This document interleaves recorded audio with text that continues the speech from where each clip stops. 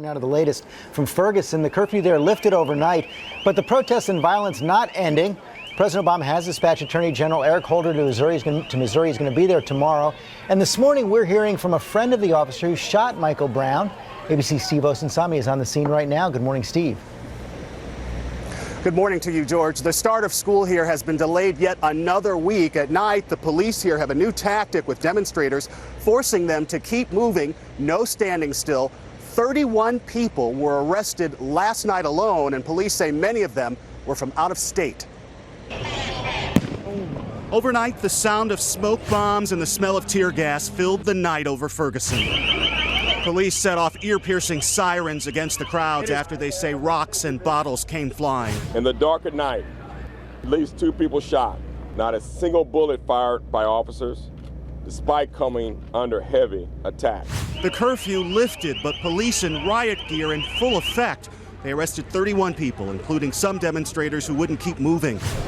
The state's governor sent in the Missouri National Guard, troops with guns on the roofs of grocery stores, their armored vehicles guarding the police staging area. Hands up, don't shoot, don't shoot. Overnight, protests broke out in New York City and Atlanta, too, all calling for justice more than a week after the shooting of Michael Brown. And this morning, a first. We're now hearing from a good friend of Ferguson City Police Officer Darren Wilson, who shot and killed the unarmed teen. I have exchanged text messages with him just as of a few days ago. I can tell that he's struggling. You know, I can tell that this is really hard on him. The friend is so concerned for his own safety, he asked us to conceal his face for this interview. He wouldn't speak about the shooting, but says he and Wilson played hockey for years, and he never saw his friend fight. He's a really quiet guy. He is just really well-mannered. He is very respectful. Prosecutors here say they could present their case to a grand jury as early as this week to determine if there will be charges. George? Okay, Steve, thanks. Let's talk to ABC's Chief Legal Affairs anchor Dan Abrams about that. And this grand jury, when it meets, is going to get 2 very different stories they have to sort through.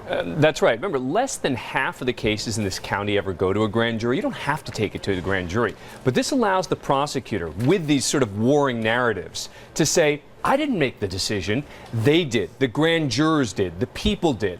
But of course, how vigorously the prosecutor presents this case is everything. There's no defense attorney there. It's just the prosecutor presenting a case to these grand jurors. If the DA wants an indictment, he'll get an indictment. If the DA doesn't want an indictment or has questions, that could be a very different thing. One key piece of evidence already out there is this autopsy. How critical is it? Absolutely crucial. The autopsy and the ballistics, to me, are essential in this case. Why? Because if the weapon was fired from a distance, if these 6 shots were taken from far away and all of the bullets hit him in the front, that's going to be a very tough spot for the police officer to be in. If, however, this was fired at close range, the police officer is going to say there was a struggle. We were fighting for the gun. And so that becomes an absolutely essential question. And again, that's why it's so important how the DA presents this case to the grand jury. At the same time, you've got the Attorney General saying he's going to pursue a civil rights investigation on a parallel but separate track. Yeah, but I don't think that that's going to turn into anything. This is a state case.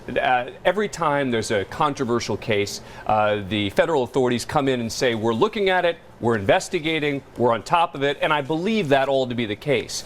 But the reality is, this is a state case. That's where this case is going to be focused, and I think the feds are just watching very, very carefully what happens. And the state will go first. Oh, absolutely. Absolutely. I don't think they're going to be, I don't think the feds are going to be where the action is going to be in this case. Okay, Dan Abrams, thanks very much.